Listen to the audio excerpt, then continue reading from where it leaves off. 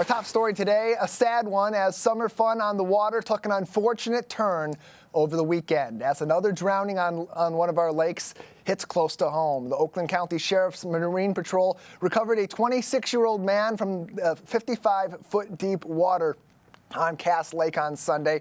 An emergency call was made at about 4:15 p.m., according to a report from WXYZ TV, with deputies responding in approximately 6 minutes, locating the man and beginning CPR. The man later succumbed to his injuries from the drowning incident in the hospital. After the incident, the Oakland County Sheriff's Office is once again emphasizing critical basic precautions for being out on the water to protect yourself and others from falling victim to drownings. Lieutenant Brian Burwell recently explained some of those critical precautions to me right here on the Splash Live. Here's what he had to say.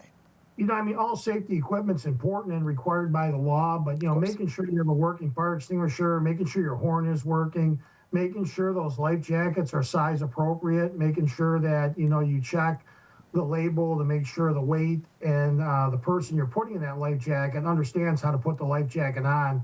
So especially with children, making sure they're in the right life jacket, making sure it fits them properly, making sure that life jacket's in good working shape.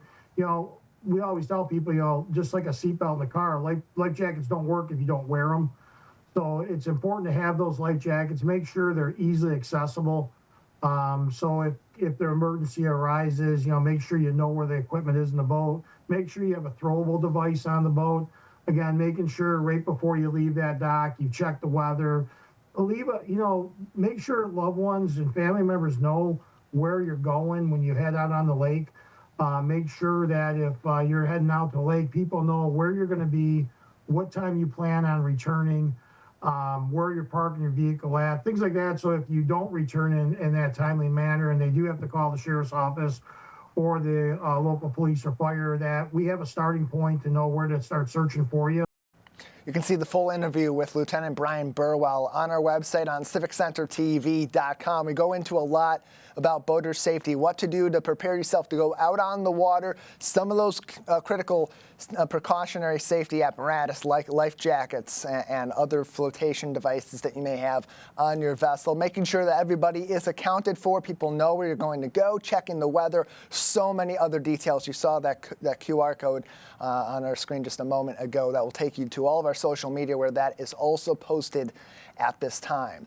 Oakland County Commissioner Kristen Nelson also making a statement over the weekend regarding the drowning in her hometown of Keego Harbor, posting the following image you'll see on your screen, a warning that with what seems to be consistent flat ground at our sandbars, there's going to always be a point where those sandbars either taper off or could have a hard drop off altogether, and that could potentially be very, very dangerous, leading you into deep water. You don't really know necessarily when you're out on those sandbars how deep the water is going to be when that sandbar does fall off. And that includes even on a lake such as Cass Lake. You wouldn't think off the top of your head that it could go deep as 55 feet in the water, as the Oakland County Sheriff's Office reported was the depth at which the individual over the weekend was located in Cass Lake. So a quick drop-off could mean you could go underwater quickly, and that can, of course, put you in a very dangerous position, or someone else in a very dangerous position. You think about it. You suddenly go underwater,